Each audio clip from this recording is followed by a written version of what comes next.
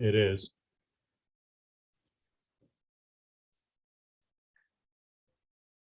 Okay.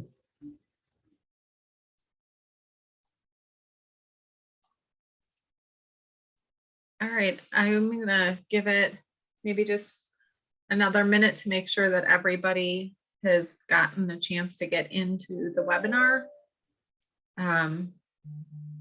This is for the Mahoney Creek Watershed.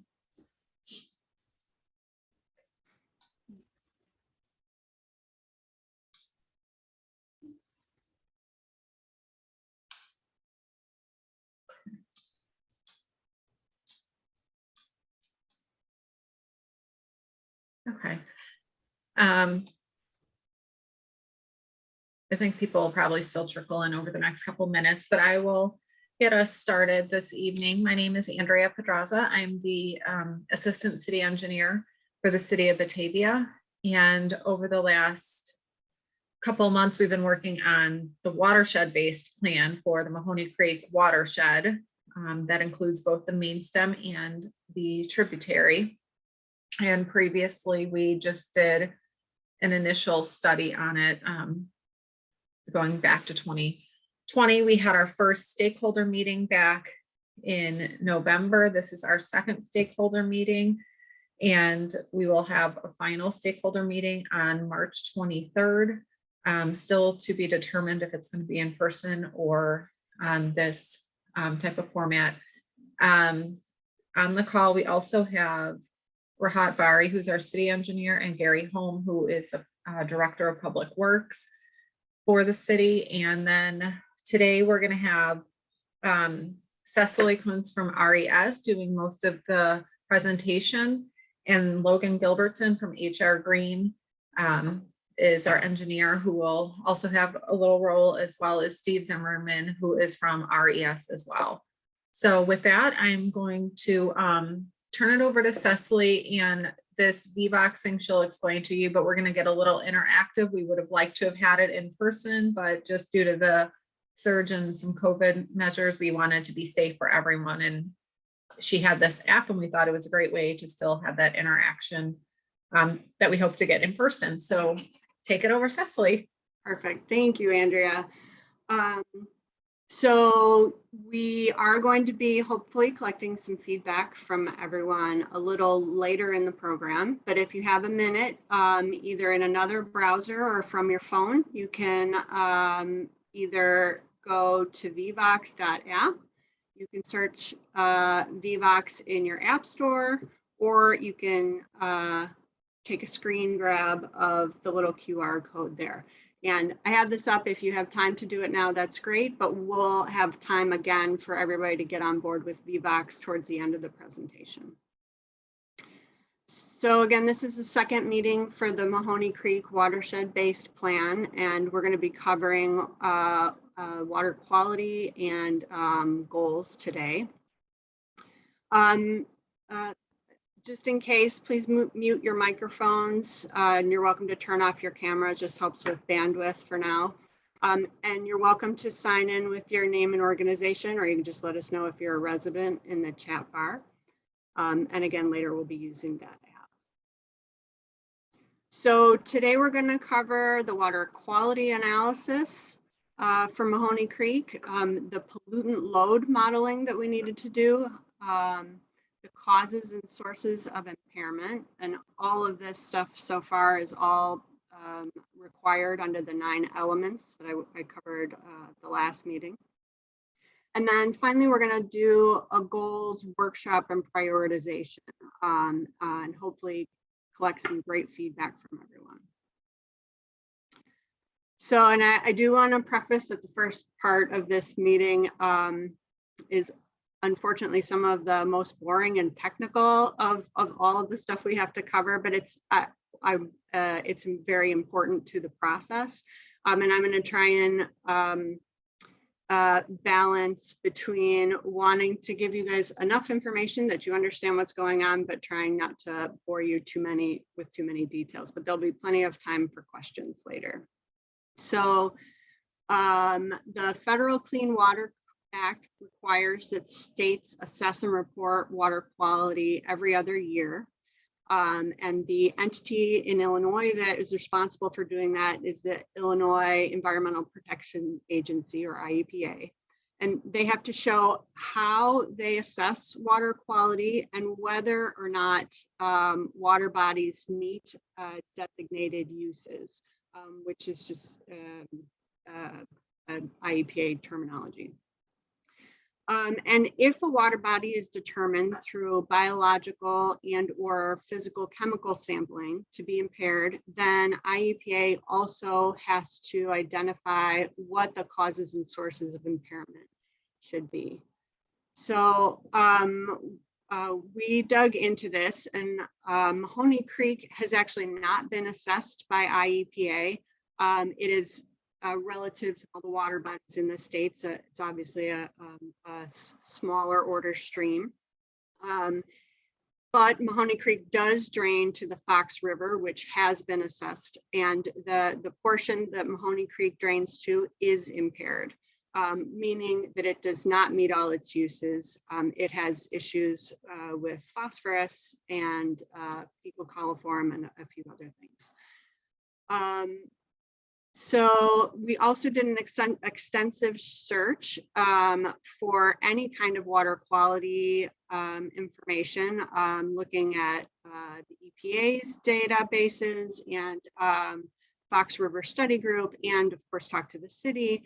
And long story short, there is absolutely no pre-existing chemical or biological data for the creek. So in the absence of that, we were able to do one round of sampling through coordination with the city. So, and one of the other things we also need to touch on when we're talking about water quality is to identify whether there are point sources. Now, if you remember, the this water quality plan is dedicated to non-point sources, which is any source of pollution that does not come from basically a pipe or a permitted source. But if there are permitted sources, then we want to identify those. And there are no permitted sources within the watershed. So again, we were able to do one round of water quality sampling, which we did this last fall. And if you take a look at this green dot down at the bottom is that location. So it was basically about as downstream as we could access, you know, at a road crossing. So basically it was on River Street, just west of the tracks. And we sampled for pH, biological oxygen demand, phosphorus, total nitrogen, total suspended solids, and fecal coliform. And then if you take a look, the middle column is some statistical guidelines that we use to see basically what the parameters should be at. And we'll talk about those a little bit more in a second. And then on the right-hand column are the values that of what the water quality was actually at when we sampled it. And the values highlighted in red, namely phosphorus and fecal coliform, are over the criteria threshold for that one sampling. Now, in most any other plan that I've done, we've had more data to work with. This is the only time that we've had where there was literally no pre-existing water quality data. So in a perfect world, we'd have more data to back this up and can do averages of water quality sampling. It's a little difficult to draw any solid conclusions from just one sample at one point in time. But this is the data we have for our purposes moving forward. So again, to talk a little bit more about those numeric standards that we use. So the state of Illinois does not have their own standards for some of these parameters. So where they did not have standards, we use the most appropriate reference. So phosphorus and nitrogen, our reference or guidance criteria is from US EPA at 0.0725 milligrams per liter for phosphorus and 2.461 milligrams per liter for nitrogen. And then total suspended solids, the reference comes from USGS, and it just has to be under 19 milligrams per liter. And then again, fecal coliform, that is an IEPA standard, and it's less than 200 CFUs or colony forming units per 100 milliliters. So again, based on that sampling data that we have, our phosphorus data was 0.090 milligrams per liter on a target of 0.0725. Nitrogen was below the threshold criteria, as well as TSS. And then again, fecal coliform was 288 CFUs on a target of 200 CFUs. Okay, so, and then the other half of the piece that we need to do for this portion of the plan is to model the pollutant loadings that are coming from the watershed. And the tool that EPA has identified for us to use to do that is the shorthand is STEPL, but it's a spreadsheet tool for estimating pollutant loads. And it's a relatively simple model. It uses land use and land cover types, precipitation, soils information, and then some data that we would have covered gathered in the field. So stream data, data on existing best management practices that might be going on, as well as a few other things. So we take all that data that we've collected and processed, and we enter it all in the model. And based on that loading, based on that information, it's going to estimate the loads that are coming from those various sources for nitrogen, phosphorus, and sediment. The model does not calculate bacterial loads, i.e. fecal coliform or E. coli or anything like that. So we won't be able to create reduction targets for fecal coliform, even though we know that that's something we'll need to address. And again, there are no permitted discharges that we have to account for in this watershed.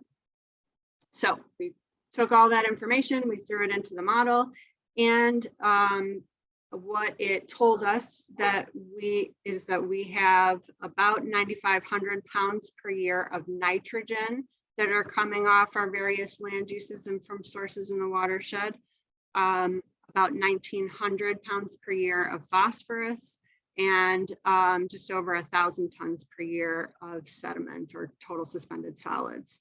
And if you look at the little chart at the bottom, that gives you a good indicator of where those pollutants are coming from, and it matches obviously the percentages up on top, but obviously that by far the single biggest driver of both nitrogen and phosphorus contributions in the watershed is urban land uses, followed by stream banks.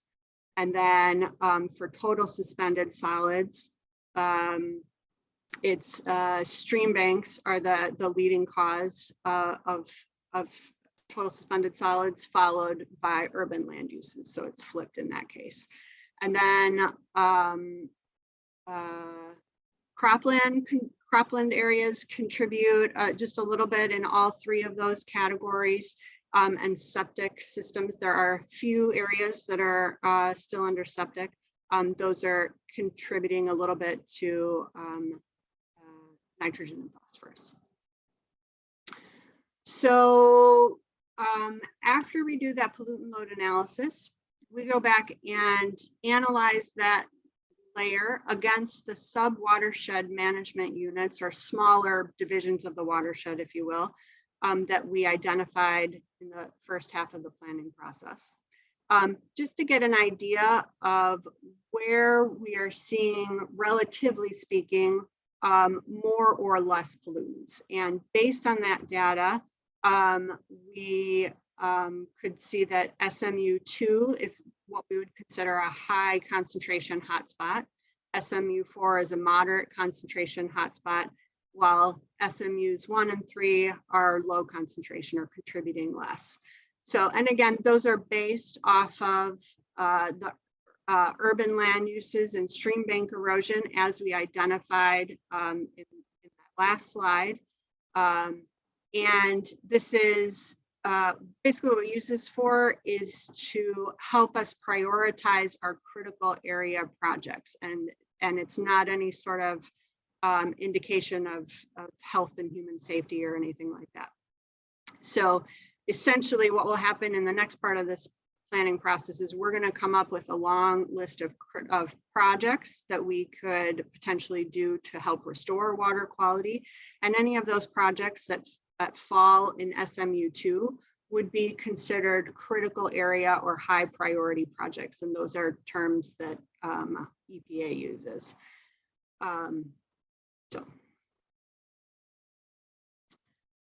So then we basically married the pollutant loading data and the water quality data to try and come up with watershed impairment reduction targets. So based on the water quality data that we analyzed and the STEPL modeling, we know that we need a 24% reduction in phosphorus, or 444 pounds per year. And we also know that we don't, at this point, we don't think we have an issue with nitrogen or total suspended solids, so we don't need to reduce those further, although most of the projects that we recommend are also going to reduce nitrogen and phosphorus. And these, so basically the phosphorus goal is what we're going to be aiming for when we're making those recommendations for restoration projects throughout the watershed. And in addition, I wanted to touch on fecal coliform. So we were able to calculate that we'll need a 44% reduction in fecal coliform, but again, we cannot model. There's no way to back calculate to figure out how much we might be reducing by installing best management practices. But we do have some anecdotal research that you can see at the bottom of the screen there that just points to a lot of the types of wetland restoration, or a lot of the types of restoration projects that we're going to implement. We know that there are studies out there that can tell us that we will likely remove quite a bit of fecal coliform if we were to implement them. We just can't calculate it with any sort of certainty. And then just to touch on that, we know that septic systems might be contributing to some of that fecal coliform loading. The vast majority of the watershed is incorporated within incorporated Batavia, and septic systems are not allowed there, but we do still have some pockets of home ownership that are unincorporated, where we will focus our efforts on that. So with that, I'm going to hand it over to Logan. All right, thank you, Cecily. So I wanted to touch on really quickly some of the flood problem areas or flood prone areas along Mahoney Creek and its tributary. We've touched on this when we did our initial study of the stream itself, and I believe we discussed it slightly in the last meeting. But Mahoney Creek itself, the main branch, is considered a regulatory mapped floodplain. So this means that FEMA has done a study on the creek to determine which areas are prone to flooding if we have a certain size storm, called a 1% chance storm. 100-year storm is what people call it more commonly. So all creeks have a floodplain, even if it's mapped or not mapped. Mahoney Creek's main branch is mapped, but the tributary is an unmapped floodplain. So it is there. If you live along the stream, you know that when it rains, it can come up out of its banks and access its floodplain. But currently, it is not a mapped regulatory floodplain. Again, it is still prone to flooding because there is a waterway there. Another thing we wanted to mention is that, you know, these floodplains, for the most part in the city, they are encapsulated within drainage easements through many of the developments. And actually, as far as the city goes, most of the homes along the creek are not within the map floodplain. And I did a check just a couple minutes ago. Many of the homes where it looks like the map is touching very close to the house, they have something called a LOMA. It's a letter of map amendment. That's something from FEMA saying that this house is close to the floodplain, but it's elevated enough that it's not actually at risk during that 1% chance storm. Now, one last thing I wanted to mention here is that, the maps as they are today are based on best available data. In the future, these could always change if FEMA came through and did a new study of the main branch of the creek, or potentially if they ever mapped the tributary. But as of today, main branch is mapped, tributary is not. Can the next slide, please, Cecily? All right, so this exhibit here on the right is kind of what FEMA uses to develop what a floodplain is and something else called a floodway. But what it is that the stream is intended to leave its banks when we get a lot of rain. It's part of how streams actually function. There's always that low flow channel that you see water in, daily in Mahoney Creek's case. Sometimes the tributary dries up, but for the most part, that has a low flow all the time. When you get rain, it's intended to come up out of its banks and access the floodplain. That's the area immediately around the stream, and that's supposed to flood. But in an urban environment, a lot of the time that is in people's yards. So it is occasionally impacting sheds, fences, things of that nature, and can be viewed as a nuisance. And from past experience with these type of meetings, I know that lots of residents have expressed concerns with sump pumps running for a long period of time due to groundwater, also flooding related to sewer backups. Before the purpose of this watershed-based plan, we're really focusing on surface flooding. So that would be that the creek during a heavy rain actually came up out of its banks and caused a problem in a given spot. Overtopped a roadway, touched your house and got in a window well, flooded a basement, that type of thing. And the next slide, please, Cecily. So we did send out, it was 2 years ago now, a survey to the watershed. And we do have data based on responses from that survey as to where lots of residents were concerned about flooding.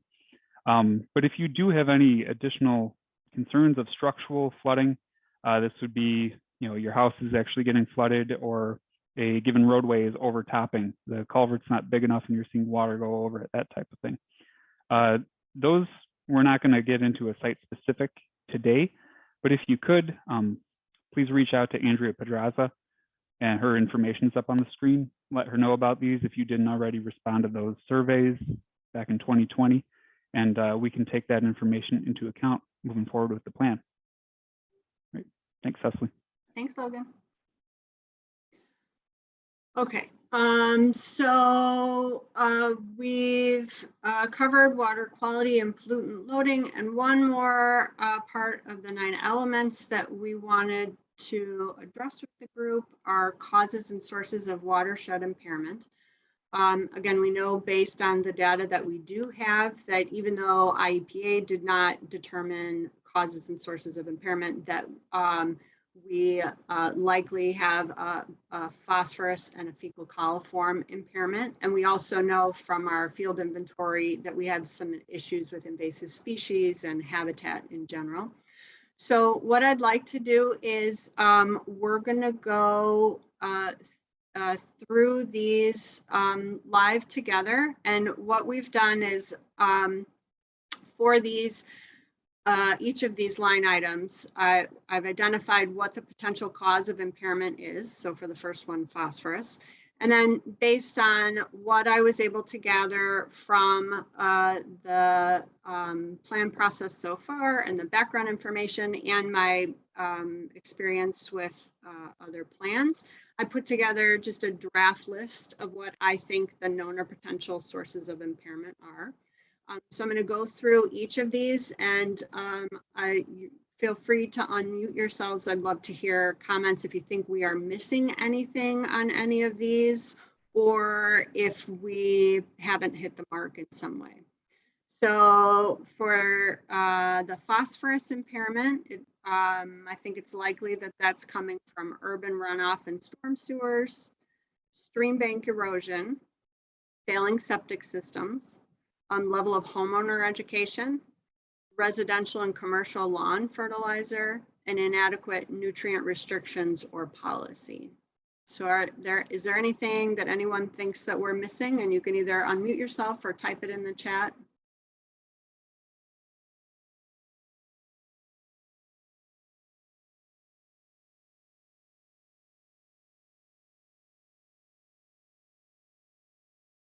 No, I got them all right.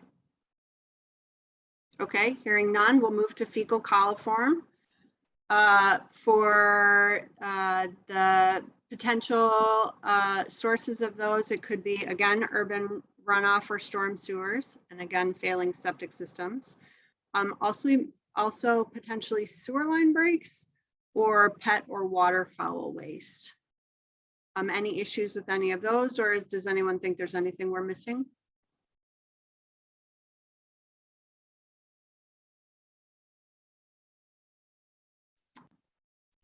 Okay, I see a comment about asking to say a little bit more of level of homeowner education. What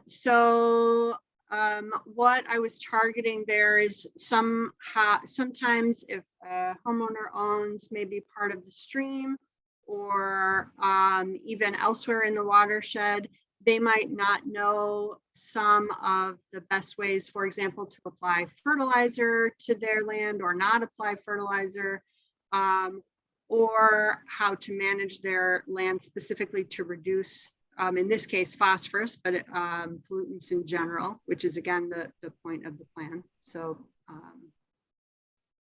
I don't know if anyone has any more on that. Cecily, something else on that too would be, a lot of the time, I see residents who own right up to the creek, where they'll take grass clippings, leaf, just yard waste, and dump it right next to the waterway. A lot of the time, this is done, with the intention of thinking that is actually going to stabilize the stream banks, but a lot of the time it doesn't. It actually adds organic material to the water that wouldn't have otherwise made it to the waterway.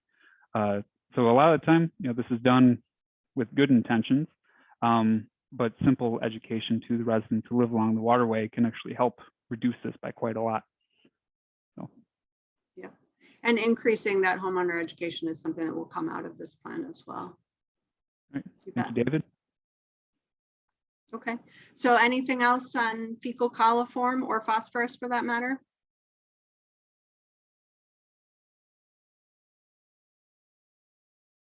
Okay. And then for invasives, that's invasive species or non-native plants, they're likely spread from existing or introduced populations. Again, level of landowner education, not everybody can identify plants that belong, and lack of maintenance and management.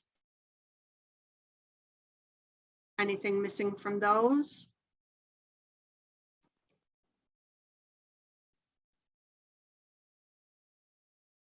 Okay. And then again, similar lack of habitat characteristics or loss and fragmentation of open space. We think some of the potential sources of impairment are stream bank channel and riparian area modification, wetland or open space loss, lack of appropriate land management, and again, inadequate protection policy. And there's a question in the chat, how does stream bank erosion impact phosphorus levels? That's a great question.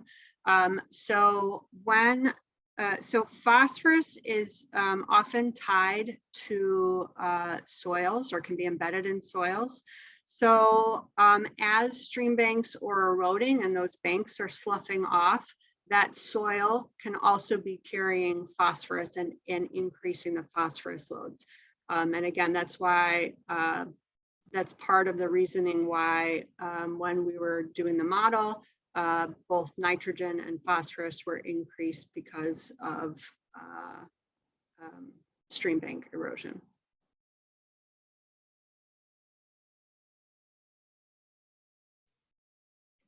Okay.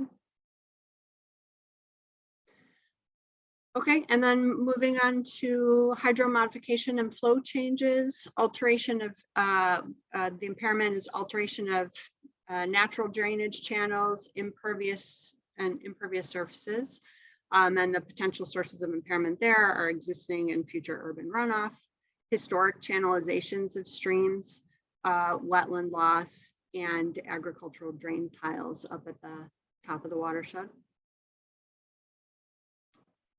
Any additions or anything there?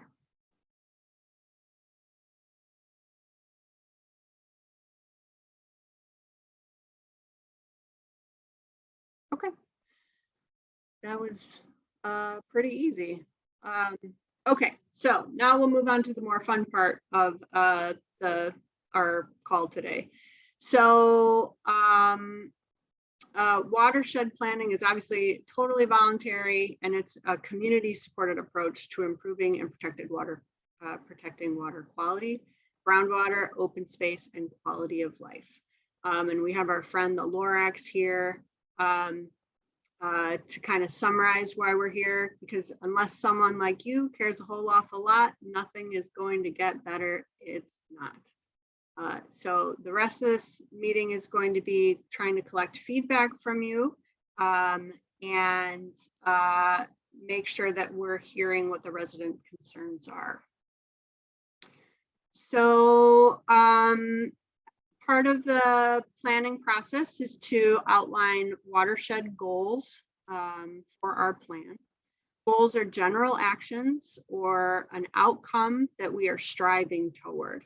So based on our experience and after conferring with both the city and HR Green, we determined generally we think there are 5 main goal buckets, if you will, or categories that we want to have goals for. And those include surface water quality, education and stewardship, flooding, policy, and green infrastructure network and habitat. So what I have for you in the next couple slides is just basically generic goals and what they might look like for each of these goal topics. And I'll run through them, but I want you to know that we will, based on the feedback we get today and from the plan, we will continue to wordsmith these goals as necessary after today. And then we'll also be writing objectives to help us figure out how we can meet each of these goals. So an example goal for surface water quality might be improve surface water quality to meet water quality standards. An example goal for education and stewardship would be build stakeholder awareness of watershed issues through education and stewardship. For flooding, manage and mitigate for existing and future structural flood problems. For policy, goal might be assess and improve policies and regulations to protect and support our natural resources. And I don't know if we've chatted about this with the whole group, but I do want to just mention that the city of Batavia did complete an ordinance review following some guidelines that we gave them. So this is something we're definitely already looking at. And green infrastructure network and habitat, a goal might be protect and manage natural components of the green infrastructure network and improve fish and wildlife habitat. So what I'm going to ask you, in a minute, we're going to switch to VVOX, and get that all set up, and I'll show you that screen. But what I'd like you to do is think about these 5 goal buckets and those goals that I kind of gave examples of. And I want each of you that are participating today to kind of rank them in your head for you personally from most important to least important. And then we'll go through basically a quick survey for each of you to tell me what you ranked each of these goals first, most important, second most important, etc. Hey, Cecily, it's Steve. There was a quick question about stream bank erosion, what goal that fit into. Oh, that would fit under water quality. Thanks, Steve.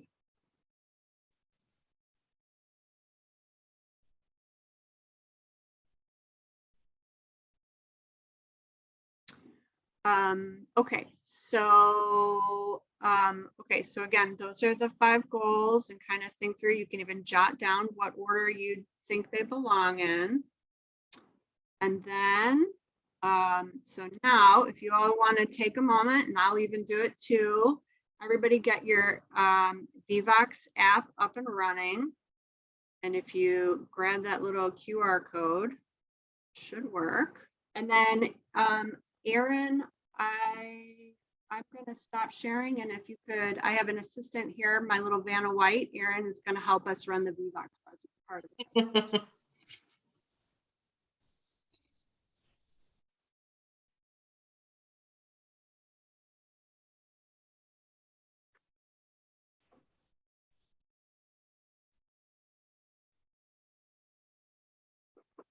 Alrighty, can you see that Vivox screen again?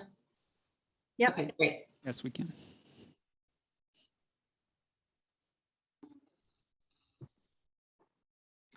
All right, and so you guys can still hear me. So we're going to, while everyone is getting that loaded, we'll give you guys all a minute to do that, and then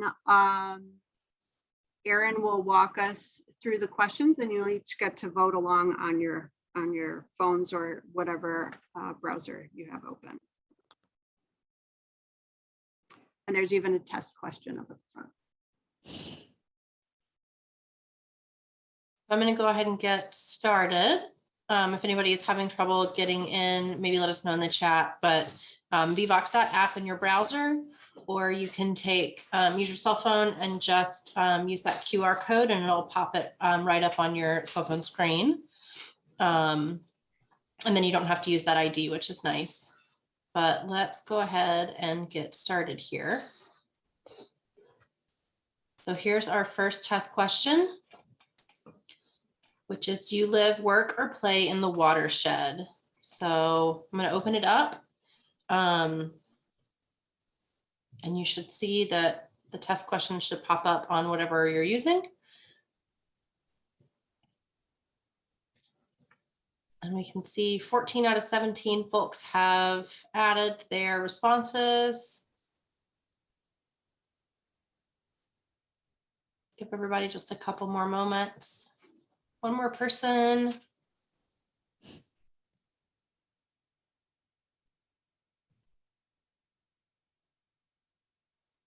All right, we'll call it good.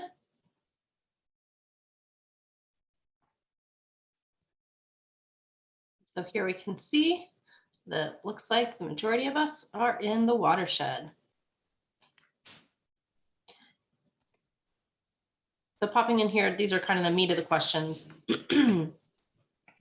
First one here, of the following choices, which goal do you consider to be the most important?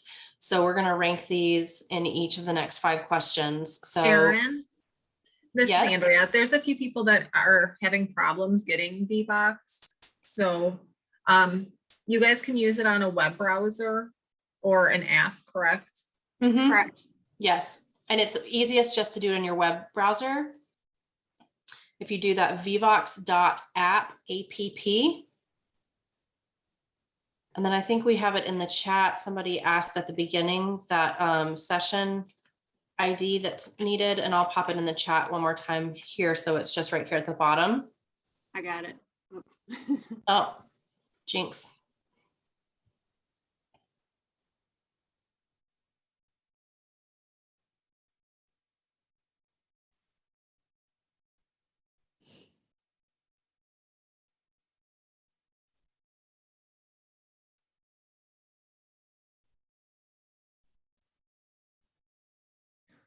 You know what, actually, Aaron, I think that's not a bad idea. If I can, while we're voting, if there's anybody that can't access it, you can drop it in the chat one by one, and I will just make sure I know which goal you're on, and I can keep track of those so that everybody can participate.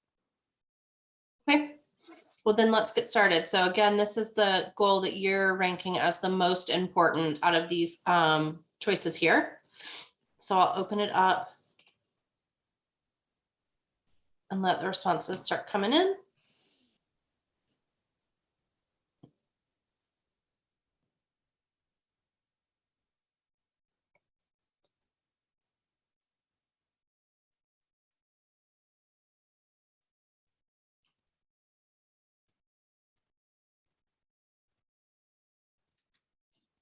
Looks like we have almost everybody, maybe just a few more hanging on. Give everybody just a moment longer. Yeah, I think a couple people needed the session ID still. I realize it was just to the host and the panelists that the Oh. previous two were sent out to. Oh. It's also in at the bottom of the screen there, that Oh, yep. ID number. You are correct. Thanks, Logan. All right, so looks like most everybody. So we'll close this one out. And tally those results up. And give everybody a moment to take a look at that.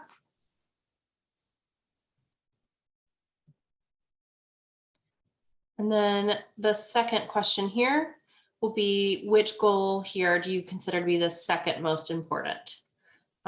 So again, we're ranking these, so I'll open it up again. So if you could choose your second, what you would rank second here. And Andrea Wiley, were you able to get in, or should we write down your responses still?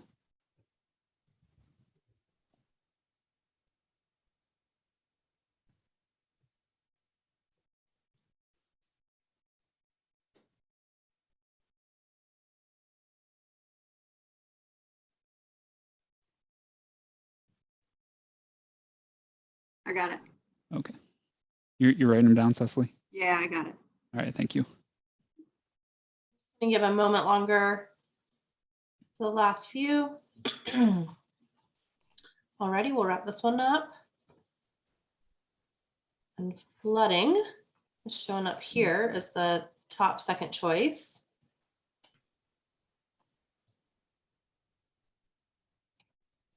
So now we're looking at your third, which goal you would rank as third most important. So I'll go ahead and open it for that.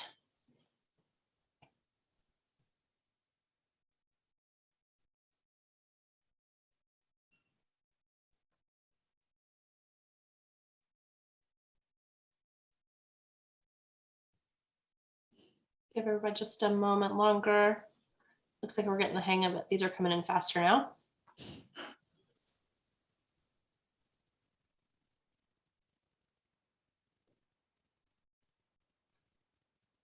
Alrighty.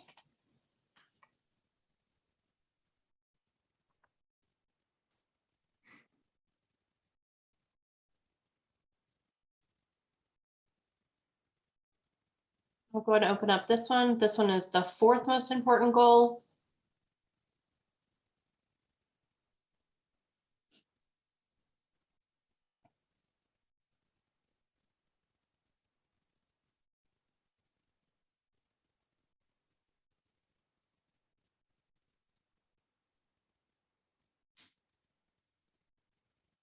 Looks like everybody there.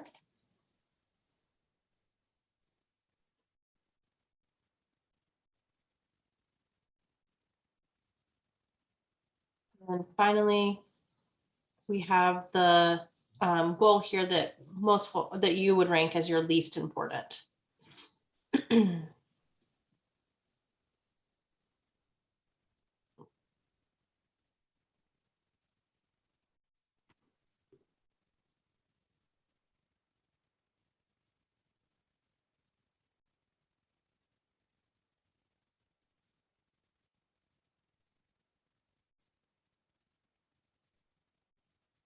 All right, we'll close it there.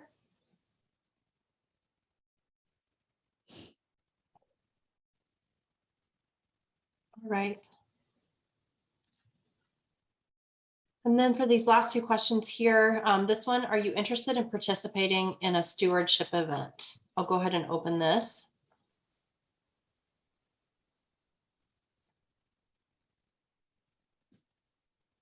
So this would be like a creek cleanup day type of thing, brush clearing event, something along those lines.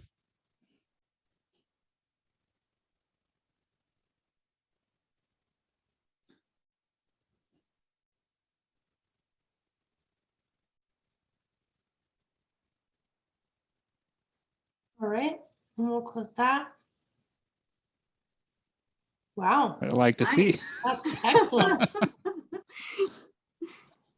And then finally, would you be interested in helping to organize a stewardship event?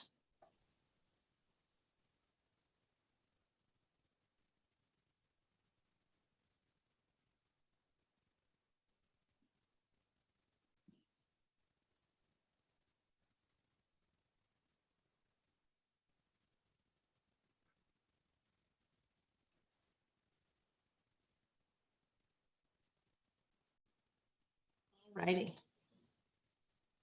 Can I add one extra thing? How I see that we have the tally up. The city will definitely be helping with an event of whatever is chosen. If there's like tree removal, the city would work with the group to come and pick up all the brush following that event and things of that nature. So I would be the point contact for anything that was desired to be done, and we can get it out through city's webpage and our e-blasts and stuff like that to advertise as well. So it would not just be you guys being the Lone Rangers out there. Thanks, Andrea. We do have somebody with their hand up who would want to entertain speaking with this person right now. I think that was Andrea. I believe we addressed her. I think she had trouble accessing, so I was able to take down her notes. Andrea, if you yes, you can definitely unmute her if you, she still has a question. Andrea, are you okay out there? I'm fine. Okay, just check. Awesome. Thanks. Okay, so Erin, I think if you want to stop sharing, that should be the end of the VBOX questions, right? Mhm. Awesome. All right. So Steve, I'm going to share my screen and cue you back up. 1 second. All right. Everybody see my screen again? Yep. Okay. Yeah, so the lead in here, Cecily, right, is we're just going to briefly touch on Yeah, I potential apologize. projects, I right? gave no cue up. Let me give a cue up. I apologize. You're good, you're good. So since we have you guys all here today, the next presentation is going to focus on our restoration recommendations and what types of projects we are recommending in order to improve water quality in Mahoney Creek. But we just wanted to give you a little teaser on those just while we have your attention, to just give some tips and just some general outlines as to what to expect in our next meeting. So with that, please take it away, Steve. Thanks, Cecily. Hi, yeah, so I'm a restoration ecologist with RES, and as part of this study, well, I guess 2 years ago, I walked the entire stream with Logan of HR Green. And so we've already got notes and maps of sort of where we think a lot of good ecological restoration, sort of actually we'll call them like an engineering, but combined with ecology, restoration type projects along the stream. We've got several critical areas already kind of called out for where we might want to stabilize the stream banks. Again, to I think it was sub-watershed 2, right, is where the red, where it was sort of high pollutant loading, Logan, and that's the one area where that probably the most natural reach of the creek is, but also at the same time, the most highly eroded. And I don't know, maybe when I'm done with this, you can go back and look at where that is, but that's like the highest priority stream project in the watershed. A lot of these streams have riparian areas that need a lot of ecological restoration, removal of invasive species and planting with native deep-rooted plants and better tree species. So that's sort of like what the stream restoration stuff is that we're going to talk about that Logan and I am sure will team up on and talk about much more in the next presentation. You can go to the next slide, Cecily. And I sort of, I believe, touched on this. So as part of most ecological restoration projects, and even when they're combined with engineering, the way to do it these days is to kind of combine the engineering with the ecology and create solutions that solve like flooding problems or erosion problems with the use of more natural material instead of using rock all the time. And that's where the native plants come into play. And as a restoration ecologist, this is getting rid of invasives and planting natives and then maintaining them long-term is essential to what we do and how we improve water quality and waterways and just general watershed health in general. So there's a bunch of different types of projects that Logan and I will touch on. I think he's even going to talk about one here in a minute where, you create or you retrofit existing detention basins and things like that to get rid of turf grass or unwanted species and introduce natives that, again, just improve overall health. Not to mention the big thing these days is the pollinator habitats, right? And monarch feeding stations and those kinds of things. Steve, could you touch on really quick why natives are better than turf grass or standard landscaping? Yeah, so I mean, in general, native plants have deeper root systems, very much deeper, 2 to 5, 6, 7, 8 feet deep. Generally speaking, turf grass has very shallow root systems, only a couple inches deep. So if you can imagine, if you've got turf grass sort of right up to a stream edge and you're mowing, when the water goes up and down after rain events, it's going to easily undermine the soils underneath turf grass. Whereas if you've got deeper rooted plants, the soils are held in place better. It also actually, and the other thing too, is having the native plants with those deep root systems. If you can imagine, if you have clay soils, which generally hold water on top, the deep roots of native plants are sort of break the soil up to allow for infiltration of water. Whereas turf grass is sort of impervious-ish, if you will, and doesn't really allow as much absorption of water into the soils. Is this still me? Are we going to talk about rain gardens? Yeah, go ahead. This is another cool little thing that can be done sort of more at a residential scale. Rain gardens and little pollinator gardens. I've got a couple of these at my house. Logan's got a couple. I think Cecily's got native plants that she grows. So we're looking for the bigger projects for the bigger bang for the buck. But these are like things that everyone can do around their house that individually may not be a big deal, but over the course of many people doing this in a subdivision, for example, you can create a lot of habitat. Rain gardens are these little depressions that are dug alongside a home where stormwater from the rooftop drains through your downspouts into these low depressions rather than running off to the streets and into the storm sewer. And I think we may mention like rain barrels, I think, are part of this whole idea too, right? Of just holding water on the land. Instead of letting it run off into the streets and into the sewer network, which just impacts the stream more. Steve, I'm going to throw a plug in for the city of Batavia.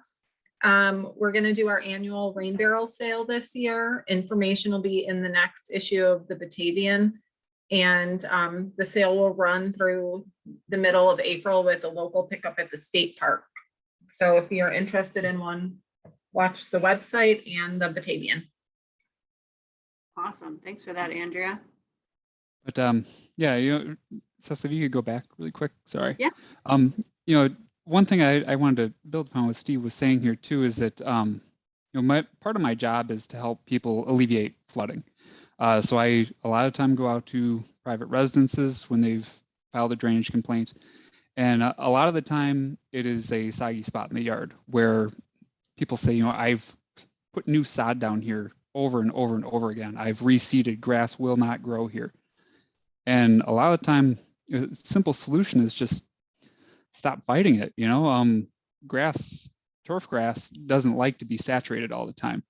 But there are plants like the bottom right picture here with the hummingbird by it. That's cardinal flower. Correct, Steve? You know, that's a wetland plant. So you can plant this in a soggy spot in your yard. I have it in my yard, and I can attest you will get hummingbirds coming to this plant. You know, you can have a barren wasteland in your neighbor's yards of all turf grass, but hummingbirds will come and find this flower. And they love water. You know, there's lots of different grasses that you can plant there that look really nice. So, you know, a rain garden like this is just a really good alternative to trying to fight, you know, a soggy spot in your yard. And they, as Steve was saying, with the deep roots, they will eventually help to promote infiltration in that area. You know, they do break up clay. I've seen it just personally. That top right flower up there is a purple prairie clover.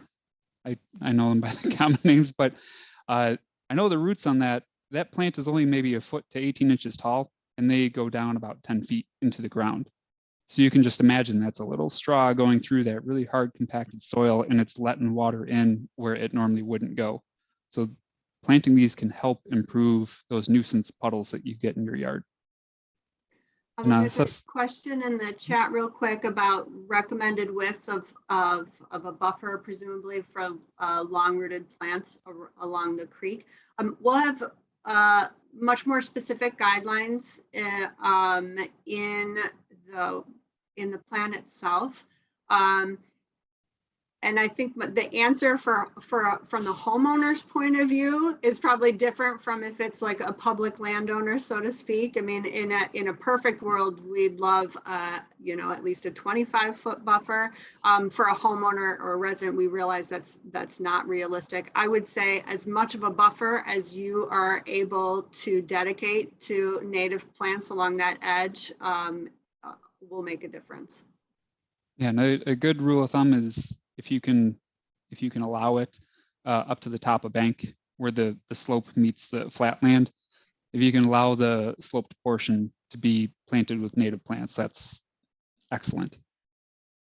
Okay, and Cecily, if you want to go to the next one. We were going to discuss really quick a project that the city is actually implementing right now. So these are plans that were prepared by HR Green, and this is at the east end of Wintergreen. So you can see it had the street names in blue on there. This is along the Mahoney Creek tributary. And sorry, my pictures are blocking what we're saying here. So right along Kirk Road by Fermilab's property, there was a city-owned parcel and then a existing detention basin. The detention basin's on the east side of Kirk. The city-owned parcel is on the west side of Kirk Road. This is the headwaters of the tributary. So not main branch, all the way up on the unmapped tributary. The headwaters of the creek actually start on the east side of Kirk Road. There's a large wetland there currently. And then on the west side of Kirk Road, outlined in blue there, is a pretty heavily eroded section of the stream, right where it's first forming an actual channel. So one of the things that the city is doing currently is we're going to construct 2 detention basins here to help slow down the flow coming from Kirk Road and the upstream watershed. We're going to be treating about 80 acres on the east side and a cumulative 100 acres of the watershed right at the top of the creek here. Now, the purpose of these detention basins is, kind of as Steve was saying, is to take the water that's coming off of all our paved surfaces and urban land uses and slow it down, give it a chance to infiltrate a little bit, but also then release it into the creek at a more manageable rate, meaning that the water leaving these ponds will have less of an impact as far as flooding goes on the downstream waterway. It will also have less flashiness to it. So that means, if you can imagine rain falling on a parking lot versus a grassed field, the water on the parking lot runs off very quickly and leads to flash flooding, where the creek can come up very fast. It's got a high velocity going through there and then go down. The goal of these basins is two things, really. That flood control, and you can see on the left there, average storms, it can reduce that peak flow entering the creek by close to 70%. And then for that 1%, 100-year storm, these will reduce the peak flow rate to the stream by about 50%, 48% exactly. These ponds, though, they won't be your traditional detention basin where it's a turf grass bottom. If you want to go to the next slide, Cecily. This is what we anticipate them to look like. So these are called a wetland bottom detention basin, or a naturalized basin. Photo on the right there is a pond that was about 1 year old. So the vegetation you're seeing there right in the foreground, those yellow flowers, the sneezeweed, all the grass and everything around here, those are only about 1 year old. And that would be potentially what this pond will look like immediately after a storm, when it has filled up and is holding water. As it drains down, it'll look more like the image on your left. And this is another pond that actually I designed with Steve in Carpentersville, and Steve's company constructed this one on the left. But during times where it's not raining, we're going to have shallow pools there with wetland plants that will be promoting infiltration. So we're hoping to be soaking water into the ground, but we're also going to give a diversity of habitat of wetland plants, plants that like it kind of wet, but not too wet. And then higher up on the side slopes, native species that do like drier areas. And Cecily, if you want to go to the next slide. So we are anticipating this to be constructed this year. Planting ideally will take place in the spring, depending on how fast the construction occurs. But this is a picture of likely what this could look like shortly after planting or early in the first year. And I pointed out a couple slides ago those red flowers, the cardinal flower. Here's the image showing they grow in water. So I believe we introduced them on here, Steve, because you came up with the seed mixture and the plants. And from memory, they are out there. But this is likely what it will look like right after construction once the plants are starting to take hold. Steve, do you got anything you wanted to add regarding wetland bottom basins? No, but so I put seed mixes together for a living, it seems like. And yeah, I try, so in these wetter areas, I try to put plants that are beneficial for like water quality and stuff, but almost more so for flowering and habitat. So yeah, cardinal flower, Logan is pretty much in all my wetland area seed mixes, as well as like the iris that aren't blooming in here, but I can see a couple planted in there. Blue flag iris is another good one. And also I forgot to mention, this area is currently wooded on the west side of Kirk Road. So the trees will be impacted by the construction of this basin. So in order to help offset that, Steve and I came up with a pretty dense planting plan of native oak species, floodplain species, and also a row of screening trees along the end of wintergreen to help, offset the view of, I guess the loss of trees in the short term. But overall, this area is going to definitely be a drastic improvement to the ecological health of this area where the basins are built, and also the Mahoney Creek tributary, and then further downstream, the main branch itself. Awesome. Thanks, Sorry if I took a little too long there, Cecily. You're okay. You're okay. I think we're doing all right on time. So we're actually close to wrapping it up, but I just wanted to take a moment to basically open the floor to everyone on the call. We want to hear what's important to you about Mahoney Creek. What do you know about the watershed that we don't? Are there any other concerns that we haven't talked about yet that you want to bring to our attention? Or are there any places along the creek that are particular or in the watershed that have particular meaning to you? So we will open up the floor. Howard, are they only able to pop stuff in the chat, or do they need to raise their hand? Either or. Okay.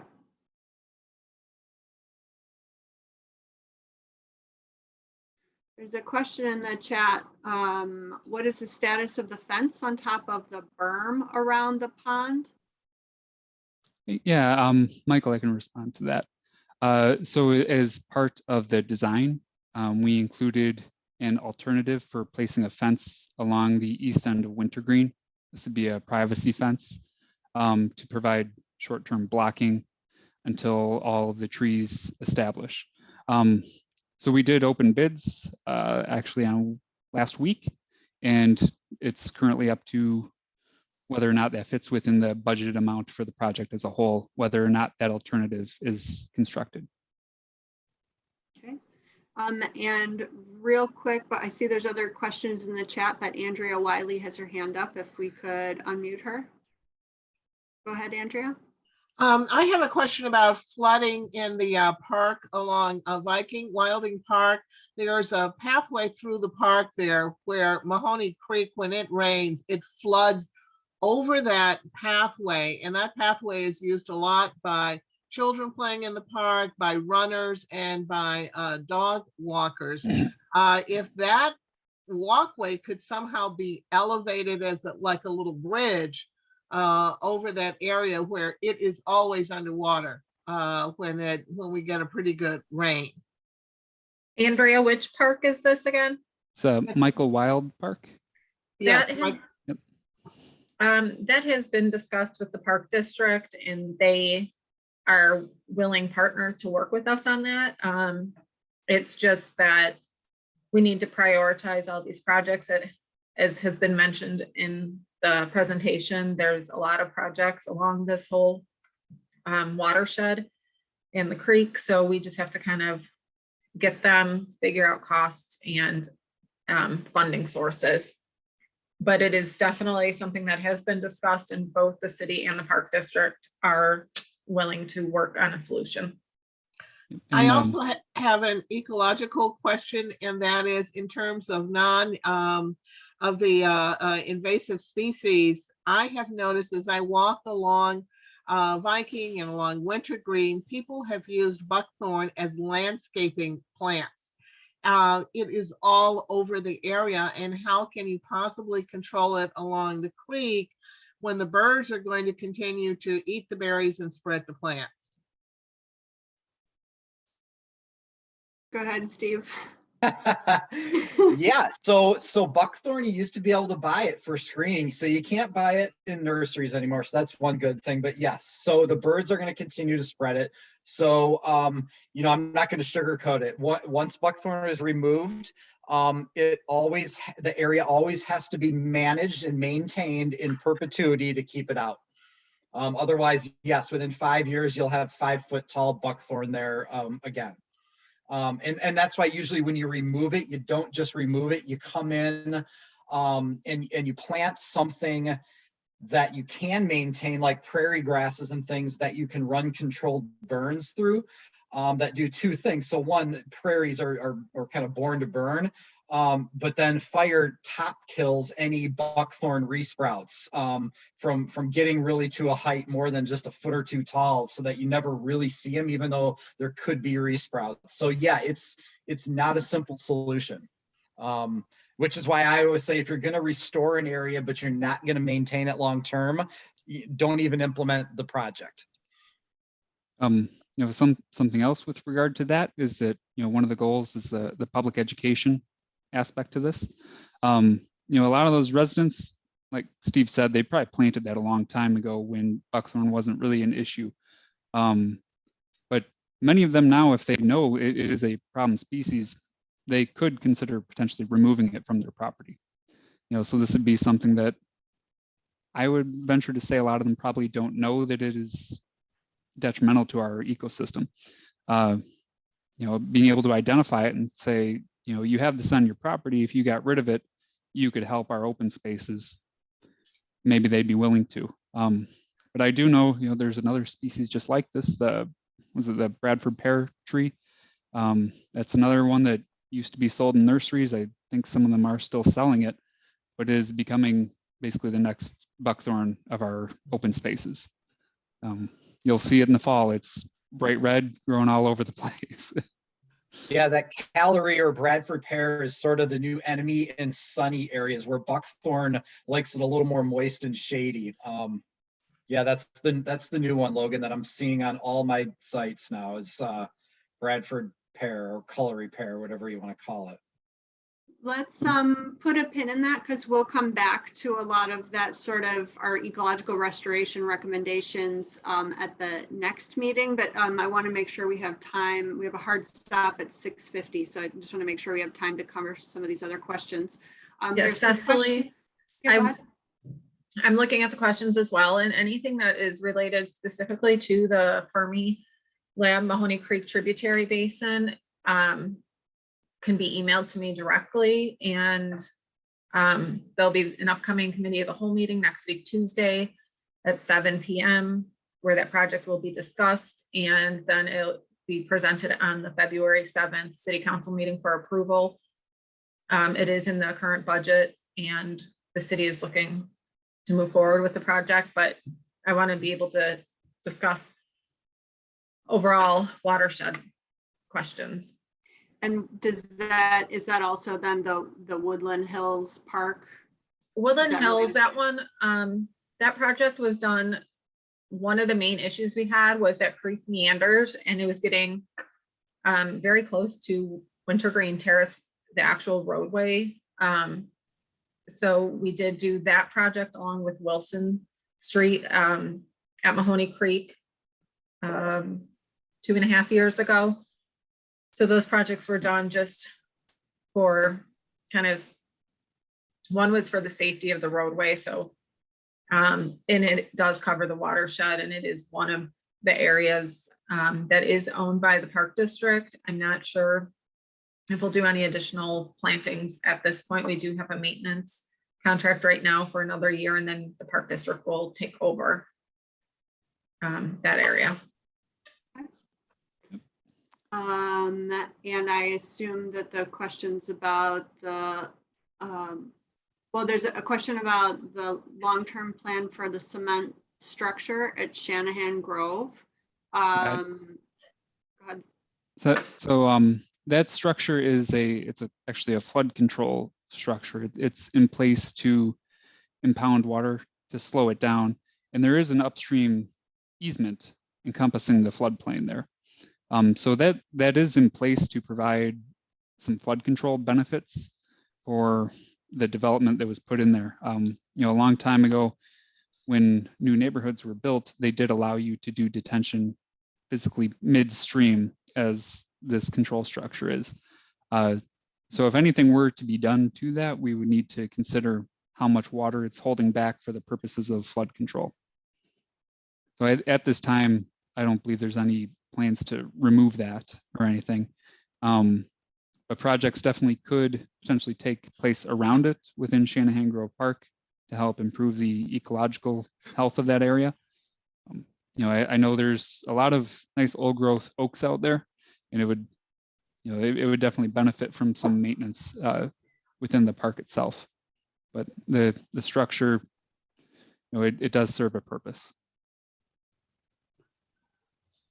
And there was a question directed at, it was directed at Andrea about the island that was called out at the last meeting from the dam at 122 Radent Road, and whether the city plans to remove it or restore the flow. I did meet with Mr. Shanahan maybe a month ago and discuss the options with him. And unfortunately, the creek is your property when it's in that location. So I did explain to him what could be done. And there's also issues with the top of that being maintained. from traveling debris that's coming down the creek from the upper part above the gabion wall, and then it sits on top of the gabion wall. And I believe that that waste that was sitting up there, whether it be branches or leaves, was diverting the flow around and then causing that to erode away. So I did discuss options with him, and I'm willing to help it. We did take a look at that. Thanks. And there's a question about improving flow downstream, and a comment that there are many restrictions throughout the creek. So when we cover our restoration recommendations at the next meeting, which will be in March, you'll see that we have recommendations across the watershed, and our intent is actually to try and hold and slow water further upstream as much as possible, in order to reduce the volume of water that's coming through Mahoney. That is the general approach that the watershed plan outlines.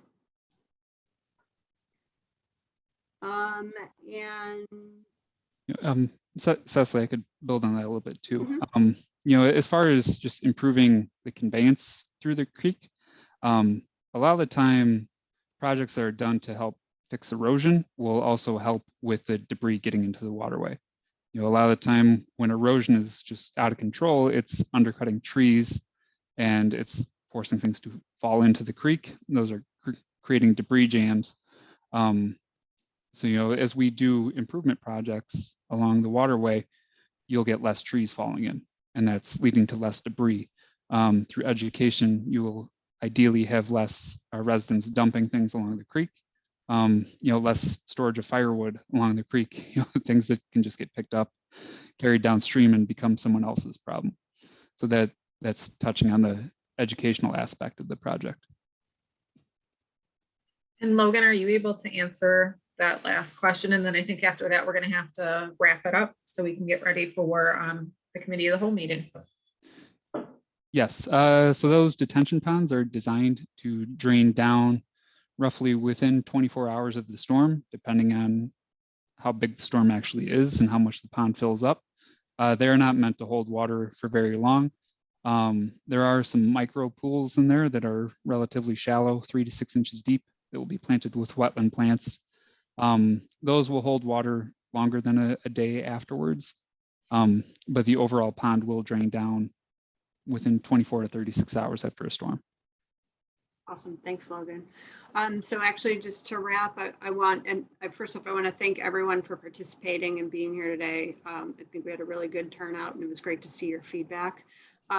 So the next and final meeting of this watershed planning process will be held on March 23rd, again from 5:30 to 7, and we're hoping it'll be in person, but just stay tuned for, check the website for updates. Hopefully we'll be able to all see each other. And finally, just if you have any other follow-up points you want to send our way, I've got contact information here for Andrea, Logan, and I. And then I just want to add, if you guys still have your postcard that I sent out, you can go to that same webpage, and this presentation, I've already made it live on the website. And after this gets finished, we're going to put the video of this webinar on the website as well. So if anybody missed it, they can watch it at a later date.